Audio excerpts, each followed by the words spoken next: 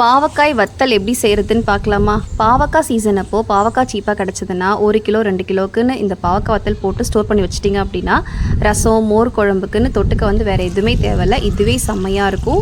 அதே மாதிரி பாவக்காய் ரொம்ப முத்தலாகவும் இல்லாமல் மீடியமாக இருக்கிற பாவக்காய் பார்த்து எடுத்துக்கோங்க. அது ரொம்ப கசக்காது. வத்தல் செய்யும்போது எல்லாம் ஃப்ரெஷ்ஷான பாவக்காவாக எடுத்துகிட்டு லைட்டாக ஒரு தடவை தண்ணியில் அலசிட்டு அதை கட் பண்ணி எடுத்துக்கோங்க. கட் பண்ணதுக்கப்புறம் அந்த உள்ளே இருக்கிற விதையெல்லாம் எடுத்துடலாம். கட் பண்ணுறது பார்த்திங்கன்னா ரொம்ப மொத்தமாகவும் இல்லாமல் ரொம்ப மெலிசாகவும் இல்லாமல் மீடியமாக கட் பண்ணி எடுத்துக்கோங்க. அப்போ தான் எண்ணெயில் போட்டு பொரிக்கும் போது அது பார்க்க அந்த டெக்ஸ்சரோட பார்க்க நல்லாயிருக்கும். கட் பண்ணின பாவக்காவை உப்பு தண்ணியில் கொஞ்சம் நேரம் ஊற விட்டு அதுக்கப்புறம் வேக வச்சுக்கலாம். இப்போது பாவக்காவை வேக வச்சுக்கலாம். பாவக்காய் ரொம்ப வெந்துடக்கூடாது. பாதி அளவுக்கு கொஞ்சம் கம்மியாக தான் வேகணும். அதனால் பாவக்காய் மூழ்கிற அளவுக்கு ஃபஸ்ட்டு தண்ணி வச்சுக்கோங்க. அதில் நல்லா கொதித்து வரும்போது 2 டேபிள் ஸ்பூன் மிளகாய் தூள் சேர்த்துக்கோங்க. வெறும் காரத்தூள் மட்டும் சேர்த்துக்கோங்க. இது கூட உப்பு மஞ்சத்தூள் தேவையான சேர்த்துட்டு நல்லா கொதிக்க விட்டுருங்க.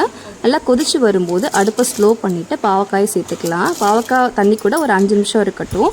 அதுக்கப்புறம் அடுப்பை ஆஃப் பண்ணிவிட்டு ஒரு 10 நிமிஷம் போல் மூடி போட்டு அப்படியே விட்டுருங்க. அதுவே போதும். ரொம்ப கொதிக்க விட வேண்டாம். அதுக்கப்புறம் அது நல்லா தனியாக எடுத்து பாவக்காய் வச்சுக்கோங்க. இல்லை ஃபில்டர் பண்ணி கூட எடுத்துக்கலாம்.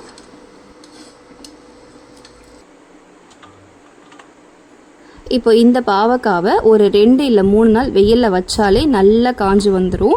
நல்லா அழுத்தினா உடையிற அளவுக்கு பாவக்காய் நல்லா காஞ்சி வந்ததுக்கப்புறமா அதை ஒரு ஸ்டோர் பண்ணி வச்சிட்டிங்க அப்படின்னா நம்ம தேவைப்படும் போது எண்ணெயில் போட்டு பொரித்து எடுத்துக்கலாம். நல்லா கிறிஸ்பியாக இருக்கும்.